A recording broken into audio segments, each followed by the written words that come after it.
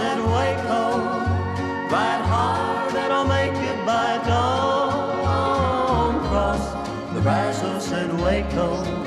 Welcome to the Waco History Podcast. I'm Randy Lane, great-grandson of Waco architect Roy E. Lane. Over 100 years ago, he designed the Alico Building, Hippodrome, and other well-known landmarks. My co-host, Dr. Stephen Sloan of Baylor's Institute for Oral History, is helping me learn Waco's known and unknown stories. On this episode, Prohibition in Waco. They would oftentimes stand outside of saloons and sing hymns and kind of guilt men into either not going in or leaving. For our second ever live podcast recording, the Dr. Pepper Museum hosted us to talk about Prohibition in the South. It was all to kick off their Prohibition exhibit, Spirited.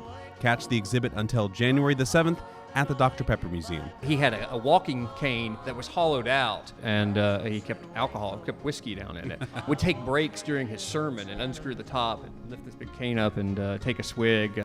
And now, let's cut to the live recording where we introduce our guests. Cross the Brazos in Waco, ride hard and I'll make it by dawn. Cross the Brazos in Waco, I'm safe when I reach San Antonio. All right, well, welcome to our second ever live podcast recording of the Waco History Podcast. I'm Randy Lane. This is Stephen Sloan over here. Good evening, everyone. Thank y'all for coming. And we got a couple of guests. Why don't you guys introduce yourself? We'll start with Joe. I'm Joe Coker. I teach in the religion department at Baylor University. My name is Andrew Anderson. I'm the front of house manager for Balcones Distilling. All right, what are we talking about tonight, Stephen? Well, so essentially they have the same job. No, I'm just kidding. Really different job. So Prohibition, we are here because the Dr. Pepper Museum, and as you hear this podcast, I would encourage you to come and see the exhibit. They have a National Endowment for the Humanities touring exhibit on Prohibition. And so we're here at the opening, and we're here to talk about Prohibition from all sorts of different angles. And we've already been offered a drink. So Prohibition ended if you're just getting the news. All right, well, to set the stage, I thought we'd start with Joe and can you tell me what led to Prohibition and kind of what the area, especially like Waco in the South, looked like at that point? Well, it depends how far back you want to go. Let's go for like what led to Prohibition. Let's just start with that so people kind of have an idea of where we're starting. Well, Prohibition grew out of the temperance movement. So it starts off as the temperance movement, meaning an effort to try to get people to consume less alcohol. And then eventually evolves into the Prohibition movement, where they say you are no longer allowed to sell alcohol, right? So the temperance movement really begins after the War of 1812. You start to get temperance societies forming by the 1820s. A lot of developments in the infrastructure of America led to easier transportation of grain that's been transformed into alcohol through barges down to the cities, which led to a kind of a glut of whiskey, which led to cheaper whiskey, which led to a lot more people being drunk, which led to a lot more people being concerned about people being drunk. And so the temperance movement, temperance societies kind of grow out of that. The move towards legislating that begins in the 1850s. You get states that pass statewide prohibition. That kind of dies down during the Civil War era and then picks up again in at the end of the 19th century and just kind of starts to build steam until it moves towards a push for nationwide prohibition, which finally, of course, culminates in the passage of the 18th Amendment.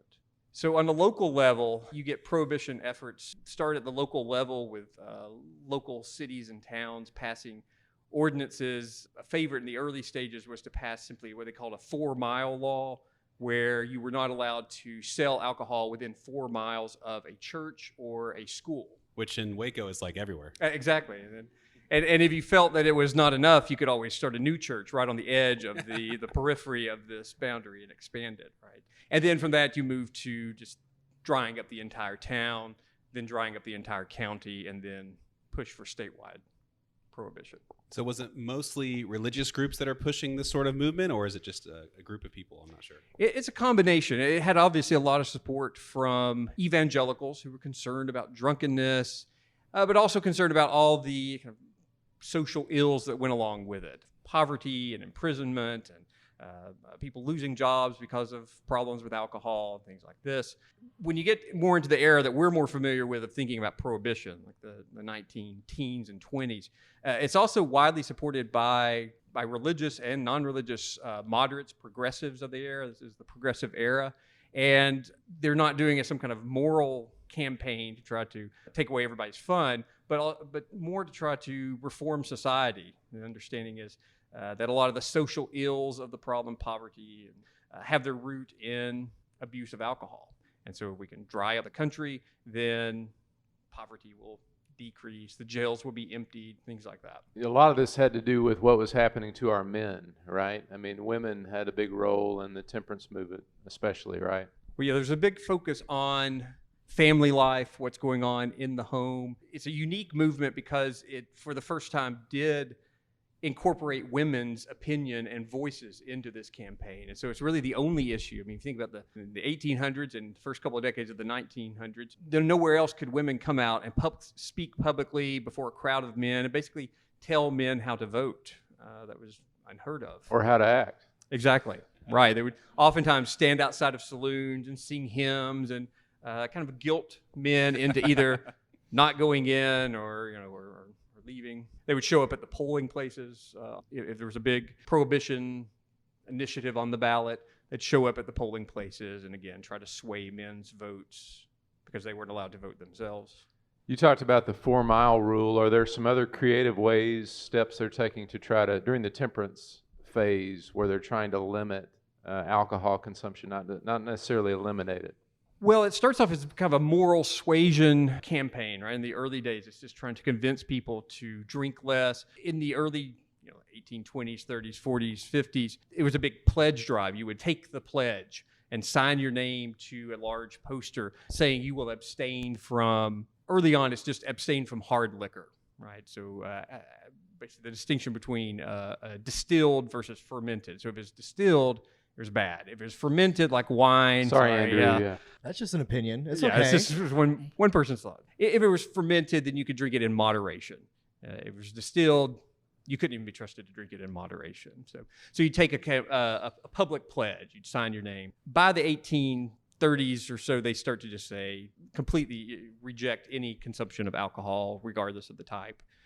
The teetotalers, total abstinence from alcohol. But again, you'd sign a public pledge saying that you would be a teetotaler from here on out.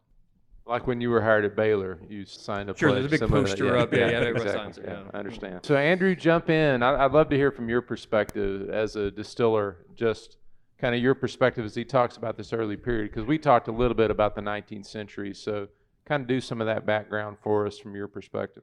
Yeah, so most of my background is actually more in bartending, but it's really interesting. A lot of people don't know this, but bartending was actually the first American cultural export. In the early 1800s, people that saw, like, if you drove or like rode a day outside of the East Coast, it was very like rudimentary, like people like living like very simple lives. All of a sudden, just in the East Coast, there's certain gentlemen like Jerry Thomas and Harry Johnson and all these guys started popping up, creating cocktails and like actually making a profession of it. Before that, it was a lot of like large format drinks, especially like in England. And then just out of nowhere, like people started making like these drinks like to order. It's like a very American thing. It's like, I don't want to drink what he's drinking. I want to drink my drink the way I want to drink it. And there was like this kind of like air like celebrity, and so like people from like all over the world would try to imitate American bars. And it was like this cool like first like real American like cultural export that we actually had. It's like the Levi jeans, like the early 1800s. So what are they drinking back then? Like what are some cocktails that are big back in that period? I mean, a lot of the ones that are still big today, like old fashions. That's like the traditional Did cocktail. they call it a new fashion back then? Back then they would actually just call it a cocktail, and it was like really interesting. You can also laugh if you want to, if I say something.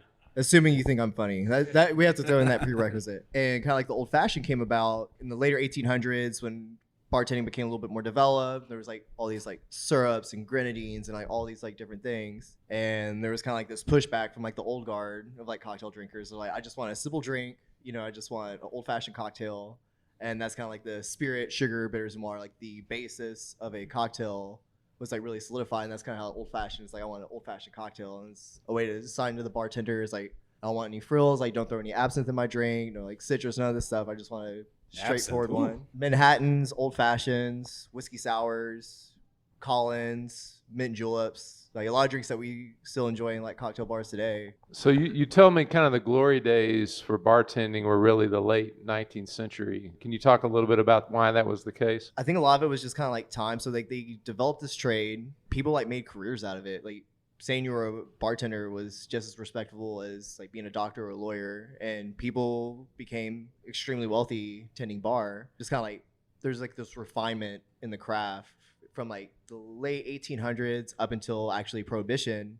That's whenever like things were like really solidified as far as like technique, spirits. Like there was lots of really great whiskey out. There's like a lot of drinks back then were very like whiskey forward. It wasn't actually until Prohibition that more like the not so quite spirit forward, since the quality of spirits had kind of like diminished. But it was also not necessarily accessible to like the everyday American. Like this is like, you know, those scenes in like Titanic where it's like all like the upper crust. Like that's really who was drinking in cocktail bars. Not even necessarily even women.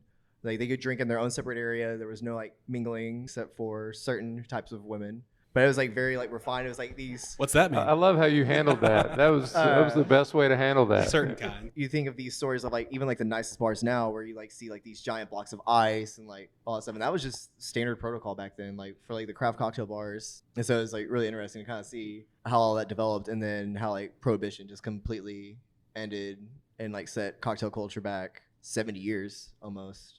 So let's kind of talk about that. What does it look like for somebody in Waco in the South when they are looking to get a drink now that Prohibition has gone into effect? A lot of it was really just kind of like, you know, we all know about like speakeasies, stuff like that. A lot of it was like house parties. So a lot of people don't know that the consumption of alcohol wasn't necessarily illegal. It was the purchase and manufacturing of. Oh. So a lot of house parties, and they also have these things called like blind pigs. So people would go see this animal. There's an attraction, you know, and they get a complimentary drink, but they weren't actually purchasing alcohol. So there's like lots of ways, like kind of like side skirt Prohibition. Governments always have an idea of like if they make something illegal, make people not want to do it. Yeah. And then people just become more crafty.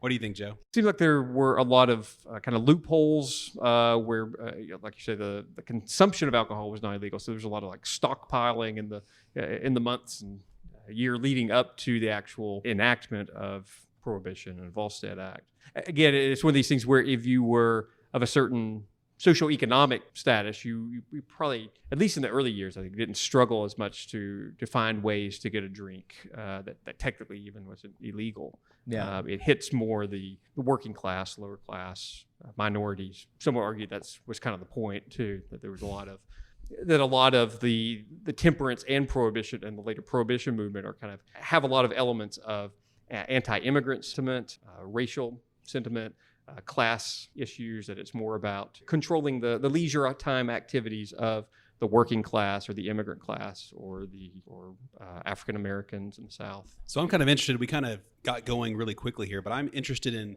what drew you to the subject of Prohibition when you decided to start studying it. When I was in seminary, actually, I was in seminary in Atlanta. And you know how the seminaries go.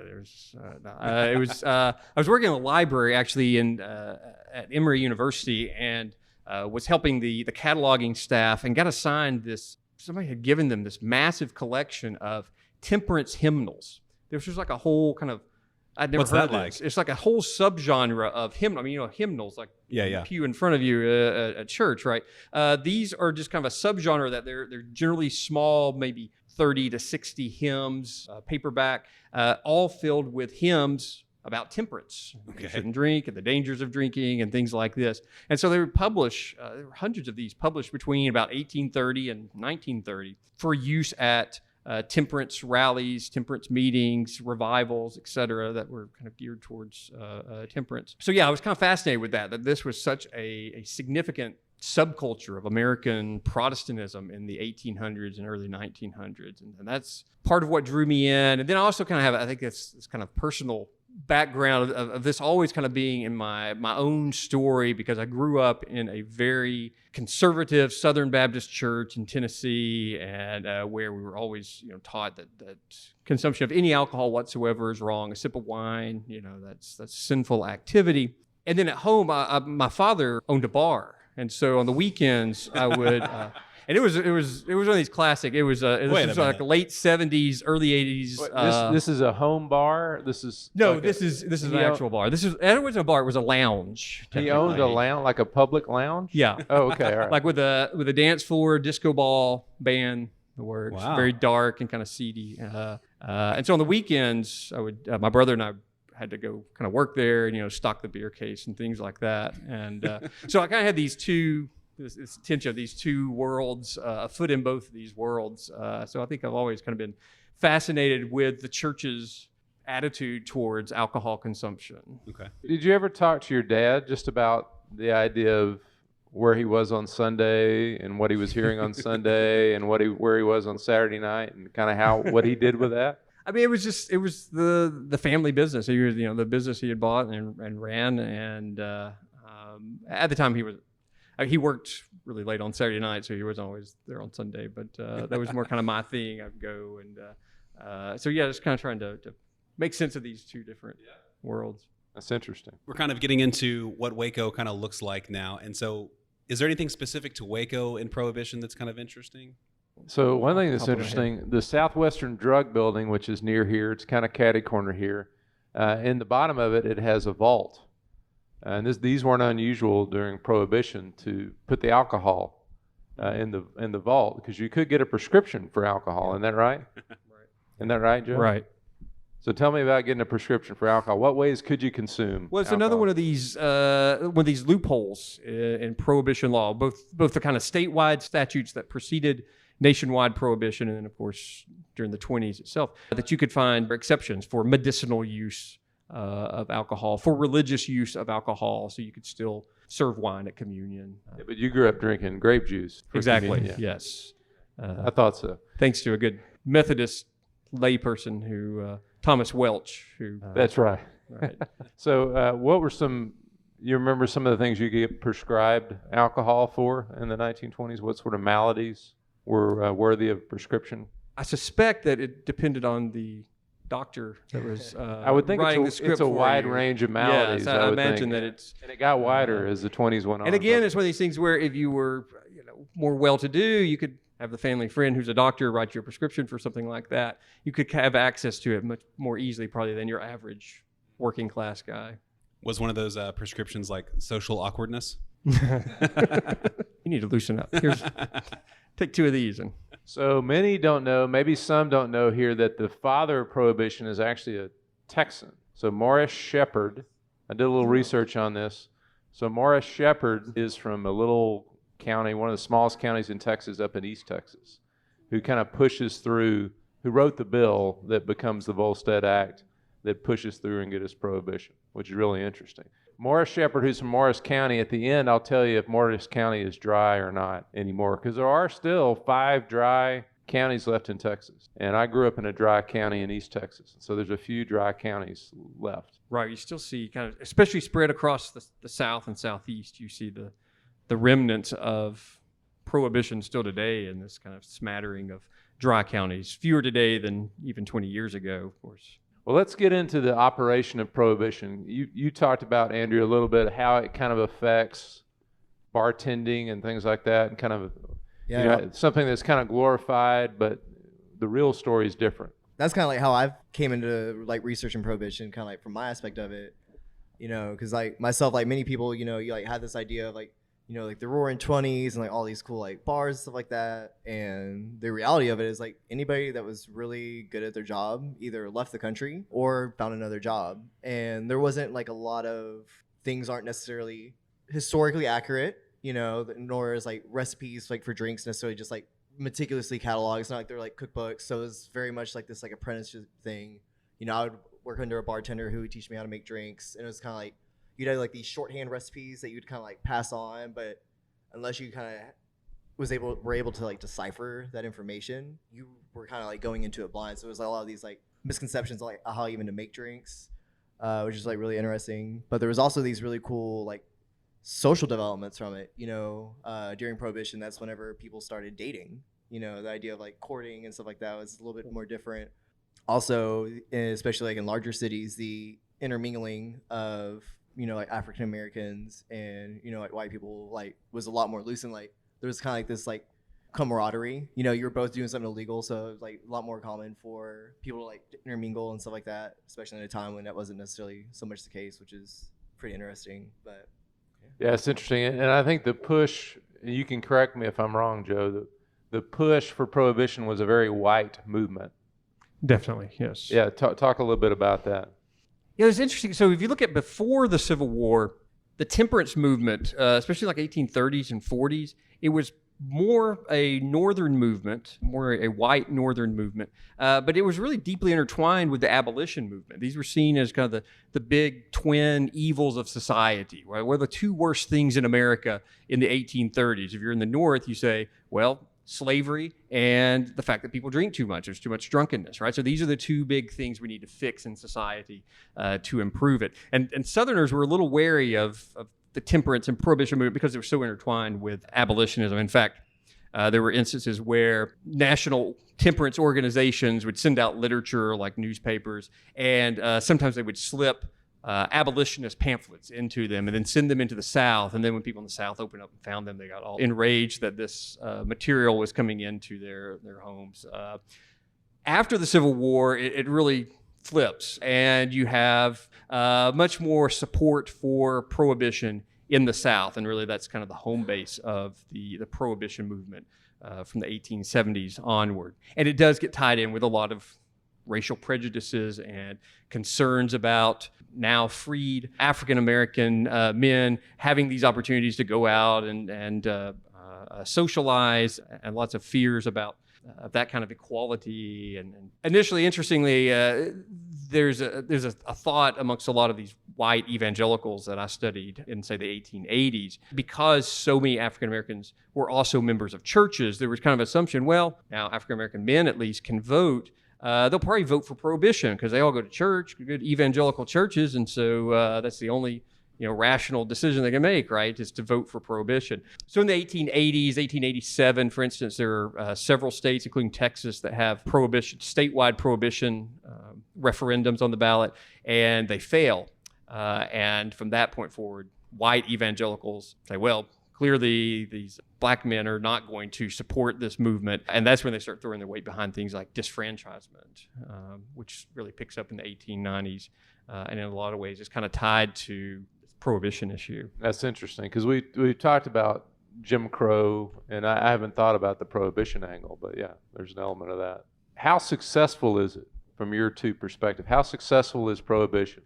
I guess I would say not very, because drinking is like so much a part of our culture, and like granted, like back then they were like overly consuming. I mean, the amount of alcohol that an average person would drink would like boggle our minds. Like we'd probably be hungover for a few days, and that was just kind of like common thing. But there's also this element, it's not even necessarily drinking, there's like the social aspects of it, like the only real reason we go to a bar, like if you wanted to drink, you would drink at home, but there's that element of like socializing and getting to interact with your friends, and getting to meet other people like in your community. There's like this element of community that stems from a bar. It's very deeply ingrained in us.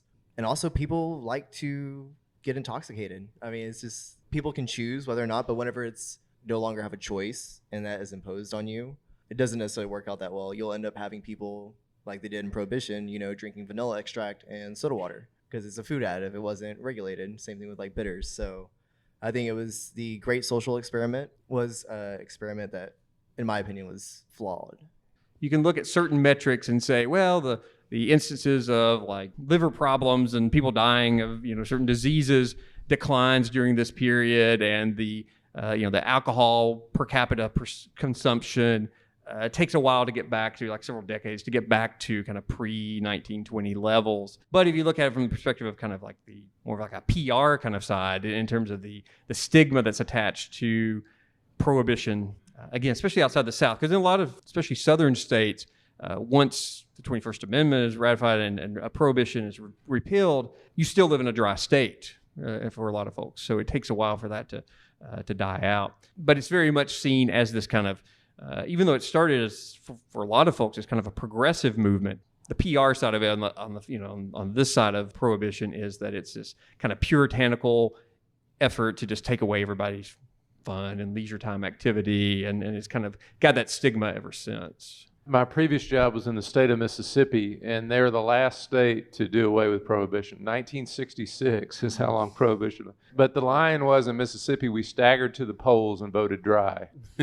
So, just that idea of how we want to think about ourselves in the South, but how we actually want to behave and how we operate in the South can be two different things. And you explained that a little bit earlier when you were talking about the duality. Right. There was this Southern white evangelical Christians as they began to, so they lost the Civil War and had lost on the battlefield, but in kind of the battle for moral superiority, they were kind of always looking for somewhere to kind of have this upper hand over the, those godless Yankees up there, right? So it also kind of fed that this kind of cult of the lost cause, that even though we were defeated on the battlefield, we still are morally superior to our northern counterpart. And so embracing Prohibition, even if many of those voting for it were staggering to the polls, was still it kind of fed this sense of moral superiority. So what were some of the cracks in Prohibition, like the people that were saying, maybe we should repeal this? One of the things that fuels the repeal push is the Great Depression.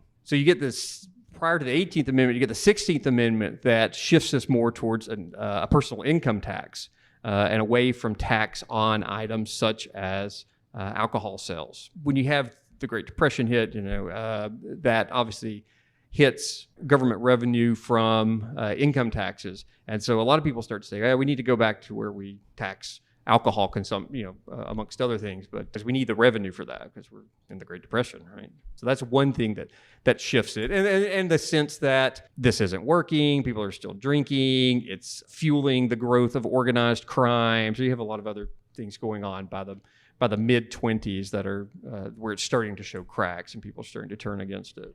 That's a good aspect we haven't really talked about. Like, what's the organized crime aspect of Prohibition and the different ways that people are getting alcohol, some of the moonshining and stuff like that? There's, I guess, two main, this is exactly my field of expertise, but I think That's two okay. main, I'll just make stuff up. Two main sources. There's the homemade, like the bathtub gin or whatever, and then there's what's being imported from surrounding countries that don't have Prohibition statutes, for Canada, the Caribbean islands, places like that. But you probably... Yeah, maybe Andrew can speak more to that. Yeah, homemade liquor was pretty rampant, especially for the less well-to-do. You kind of had to figure out a way to make your own. That's also why you hear stories about Prohibition of like people going blind and dying because they were consuming like wood alcohols, and people were producing alcohol that didn't necessarily know that some parts of it contain like methanol, which is like super not good for you to consume. But yeah, then you'd have people that would go to Canada, was very regularly visited. And up until Prohibition, rye whiskey, like American rye whiskey, was actually the whiskey of choice until Prohibition was enacted. And then when Prohibition hit,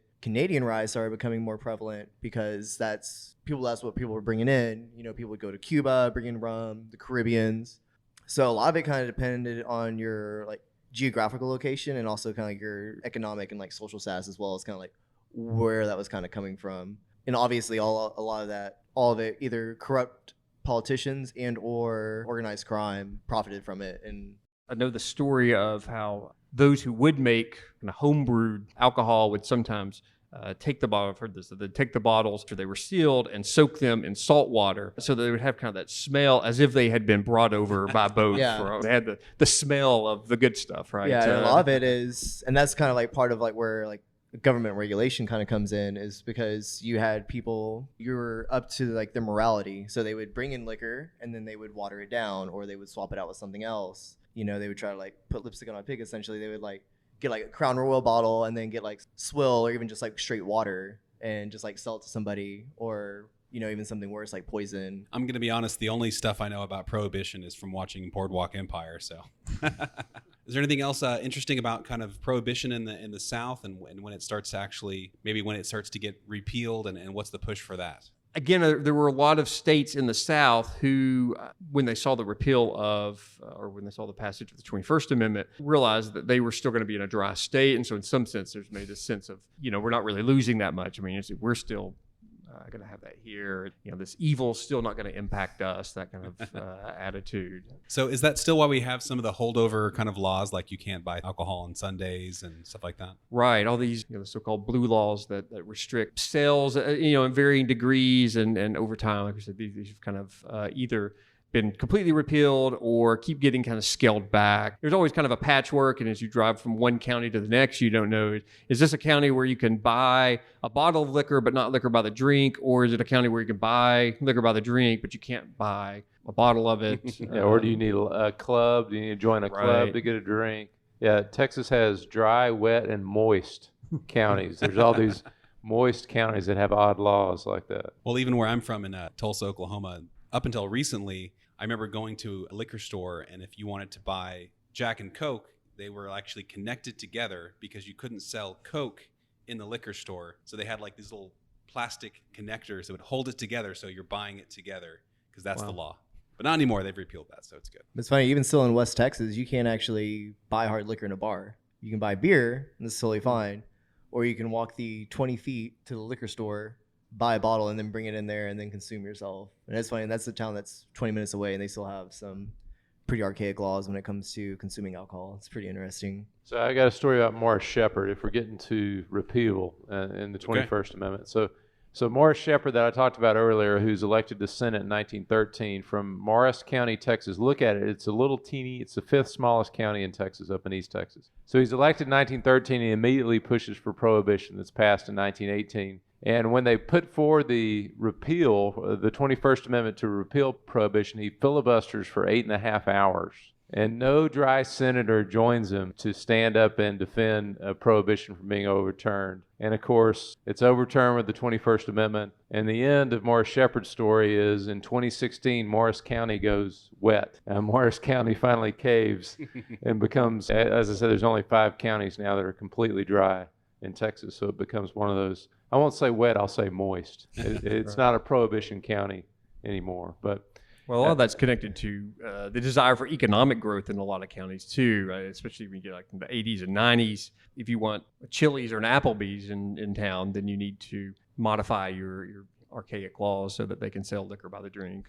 Both of you mentioned kind of the immediate after effects and the impact of Prohibition. You talked a little bit about bartending, and Joe, you mentioned that as well. What do you see as some of the lasting legacies of, from your point of view, some of the lasting legacies of this social experiment we've been talking about? This continued stigma that nobody really favors the outright prohibition of alcohol anymore. That's just seen as it was an experiment and it failed, and we're just never going to touch that again. One of the interesting connections or conversations people are maybe having now is to think about how it relates to movements being made in the country towards legalization of marijuana. You have like medicinal use of marijuana, that's okay here, or recreational use here, and the parallels that some people will draw between attempts to regulate alcohol in the past and our continued attempts to regulate marijuana today. And you do see some parallels, I think, in some of the arguments that are made in both directions. Andrew, you got thoughts on that? Kind of legacy of Prohibition for bartending? I mean, it took really up until like the late 90s, like early 2000s for us to like bounce back. I mean, I'm sure like some of you guys have seen like the movie Cocktail. That was kind of like the era. I was going to ask you, the first bartender to put an umbrella in a drink. When do you think that happened? Oh man, that actually would probably have been Don the Beachcomber. He actually, so it's There's like a guy that's known for that? yeah, so it was like 1939, if I remember correctly. He actually opened up like the first like tiki bar, like kind of like that whole era, and kind of like really like started this whole era of like tiki drinks and all that stuff. So probably about around there, and it really took off post like World War II. It wasn't until like some gentlemen like Dale DeGroff and like David Wondrich actually started going back into history and like reading these old books from like the late 1800s, kind of like deciphering them and trying to figure out like what a pony of this means and like what a dash of this is, and like there was no like real like, oh, do a half ounce of this. It's like, oh, just a dash of this and like a pinch of that. It was like very like kind of like your grandmother's recipes kind of style. And so we actually were kind of playing catch up for something that we created, which is pretty interesting. Like a good example of like countries that have surpassed us in like cocktail prowess essentially is like in Japan. Like they have some of the best bartenders in the world just because part of like their culture and the fact that they were able to practice it with trained professionals, while we were like kind of playing catch up for these like 13 plus years that we had Prohibition. And then even the more whenever we were trying to figure out, past like Jack and Cokes and like old fashions with like cherries and oranges muddled in them and martinis with like no vermouth and stuff like that. So I do wonder what some of Waco's more conservative founders would think about the state of things now with all these breweries opening up, you guys, Balcones being here, being really popular. I mean, it's kind of swung the other way, I think, where it's kind of seen as a thing that a lot of people partake in and there's not much stigma anymore. Doesn't seem like. I mean, with all the breweries that are opening up, plus with Balcones, I feel like how you present the drinking environment is a lot different, versus like we try to do like a craft whiskey. We try to like make something that's really great and we try to be more about the process and like try to put out a really good product and try to make it more about the trade and the craft more so than like to just get sloshed. It's more of an experience. Yeah, you can go have a drink at the Baylor Club, which is still kind of hard for me to wrap my mind around a little bit. Not during game days. That's right. Not during For game that, days. you have to go to the Balcones tasting room. But you have kind of generational shifts taking place too, even within like very conservative evangelical circles. Last year I did a survey distributed to a bunch of Baylor undergrads, 600 or so of them, and was asking them about their kind of religious identity. Or they identify as a fundamentalist Christian or evangelical Christian, things like that. And then within that category, I asked follow-up questions about alcohol consumption. And do you feel that consuming any alcohol is sinful? Do you think that it'd be okay to use wine in communion, things like this? And it's fascinating. Very few, if you like just narrow it down to like say Baptists who identify as fundamentalist, you'll still find like 80% who say it's okay to drink socially. This is 18 to 22-year-olds. Of course, obviously, if you ask their parents or grandparents, those numbers would be drastically different, right? So yeah, but that's a big change. It is. In just a generation, that's a big change. And I think part of it is this kind of changing perception. I mean, I think a number of things going on, but part of changing conception of what it means to go and to drink. I think there are class changes. It's not like a lower class thing, like maybe previous generations thought of it as. It's much more socially acceptable, more about the experience, like you're saying, not about just going and getting drunk. Yeah, I feel like there's been like this interesting shift. We as consumers now, back then it was just kind of like, it was meats to an end. You get whatever bottle, and now like people want to have like a personal relationship. They want to know like whether it's their food is coming from, where their alcohol is coming from. They want to have like a personal relationship. They want to make sure it's something that's like sustainable and like ethically done, to the best of their ability. And so I think people kind of like that shift has been really interesting, kind of like making sure like we're sustainable and like we're actually, and it's not even necessarily the amount of alcohol they're consuming, but it's kind of like drinking well instead of drinking more. There's actually been a lot of studies done showing that people like younger generations are actually drinking less alcohol than generations before. But for those that do drink, or when they do drink, they are very hyper conscious of where it's coming from. Like, is it sustainable? Is it something that's like ethically developed? And there's been like distilleries that have gotten in a lot of trouble, more so like in other countries, like their unethical treatment of like employees and stuff like that. And people kind of vote with their dollar. And it actually like creates like a lot of changes, for the betterment of like people that are working under what a lot of people would consume are like unfair conditions. So it's pretty interesting, that cultural shift that's like happened in the last like 10 years or so.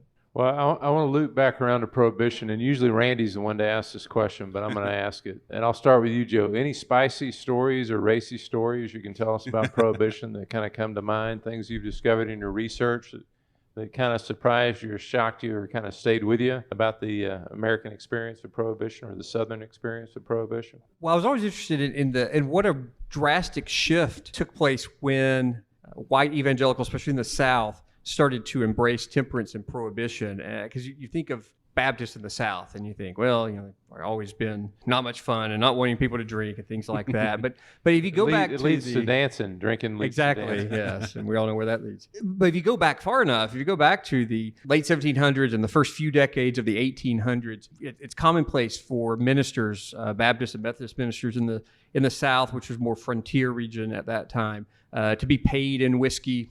There was one pastor who I liked who was part of this group known as hard shell Baptists. They were very kind of hardcore traditionalist Baptists, but not conservative as we would think of it on this matter. They and didn't like the idea of people telling them they couldn't drink, and so he had a walking cane that was hollowed out, had a screw cap on it, and kept whiskey down in it, and would take breaks during his sermon and unscrew the top and lift this big cane up and take a swig, keep on going. So it kind of breaks the stereotype, and kind of tells you how drastically religious culture in the South, especially evangelical culture in the South, shifted during the 19th century, to where you go from that to by the end of the century, you can't even have wine and communion services. There you go. Stephen knows me so well. I was waiting for the story of the pastor with the cane full of whiskey. That's what Randy. That's all he wanted. Yeah.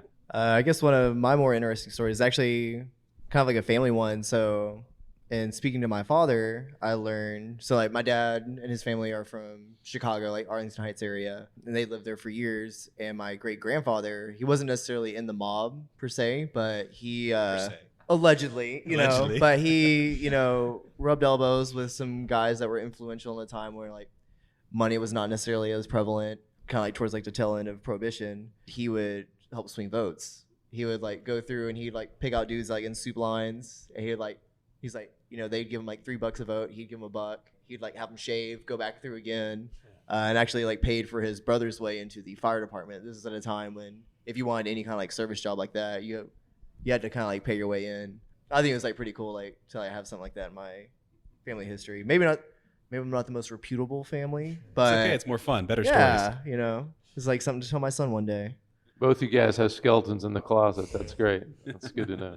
All right, so I think that'll kind of wrap us up. Let's kind of talk about each of the things you guys are doing. Let's start with you, Andrew. You're at Balcones. We have a lot of people that listen that aren't from Waco or passing through and are visiting. So kind of tell us about Balcones and what you guys do there. So we're a grain-to-glass distillery, which essentially means that we actually, all the whiskeys and spirits that you guys see, we actually produce ourselves. We pride ourselves on the production from everything from the grains that we use to how we approach fermentation, the brewing process, distillation, even the barrels that we select. We work with a really great cooperage out of Lebanon, Missouri. And you just like come in, like a lot of people have this misconception about Balcones that it's just kind of like you have to have reservations or anything like that, or it's just like you have to have an appointment to come in. It's like at the end of the day, like if you want to just come in and have a drink, you can have a drink. I mean, because we are a distillery and there are certain weird archaic laws stemming back from like Prohibition that are still around a little bit. We can't have outside liquors, so as long as you don't mind drinking really awesome whiskey, you'll be in like and you shouldn't. Yeah, no, absolutely. We also offer like tours by reservation. So this is a lot of fun. We're always doing like different events. Like every Friday we have a First Friday event. So we'll always debut like a cocktail, either have like live music or a food truck or a combination of all those things. Just trying to like be a part of like the downtown community, like really help trying to be a part of the revitalization of downtown that's been happening in the last few years, which has been, being from Waco, it's been really cool. I mean, I remember being a child here and you only went downtown to pay your water bill. Yeah. Like, that was it. So it's been really cool seeing this change over the last few years. On a personal note, I just love Baby Blue, and I have that on hand at all time. Well, thank you for the job security. I appreciate it. Excellent. All right, Joe, and you have some books and some writings and some stuff like that going on? I do. I did my my research, first book on the temperance movement and prohibition in the South, and have a chapter of the book coming out. Louisiana State University Press is coming out with a book sometime in the spring to kind of coincide with the 100th anniversary of 18th Amendment actually taking effect. That is a collection of 10 essays dispelling myths about prohibition. And so the chapter I wrote was on the myth that prohibition was strictly kind of spearheaded by religious kind of puritanical forces, and kind of talked about the role of progressive thought in supporting prohibition, because it was kind of a strange issue at the 1910s and 20s, that it was the one issue that could kind of bring liberal and conservative Protestants together. They could kind of agree that this would improve society. So I've got a chapter in that coming out, and I teach here at Baylor. And it's a special day for you as well. It is. You've chosen to spend your 50th birthday. Old, yes. 50 years old today. You should have a drink. May. Well, you know why you take 2 Baptists fishing, don't you? So they don't drink all your beer. Yeah, if you take one, he'll drink all your beer. Yeah. There's other jokes I won't tell. All right. Well, I also want to thank the Dr. Pepper Museum for having us out here in this live event, kicking off their Spirited exhibit. So come out and check that out. It's really fun and interesting. And how late is that going to run? What's the time frame on that? Okay, here until January the 7th. So come out to the Dr. Pepper Museum and check out Spirited. All right, thank you guys for coming, and thanks for being a great audience. Thanks again. Cross the Brazos and Waco, ride hard and I'll make it by dawn. Cross the Brazos and Waco. Thanks for listening to the Waco History Podcast. Like what you heard? Subscribe, rate, and review our show on iTunes so we can reach more listeners. You can find show notes and info on every episode at wacohistorypodcast.com and more info on Waco's past at wacohistory.org. Our theme music, used with permission, is Cross the Brazos at Waco, performed by the late Billy Walker. For more info on Billy's music, go to billywalker.com. We'll see you next time. Time ago, as he dropped the guns that she hated in the muddy Brazos below.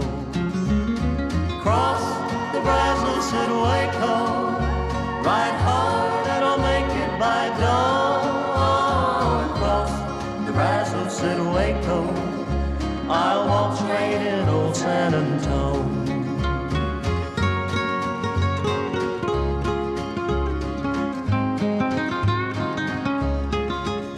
Then the night came alive with gunfire. He knew that at last it'd been found. As the ranger's badge showed brightly, El Bandito lay on the ground. Carmela knew he was dying, that all of her dreams were in vain.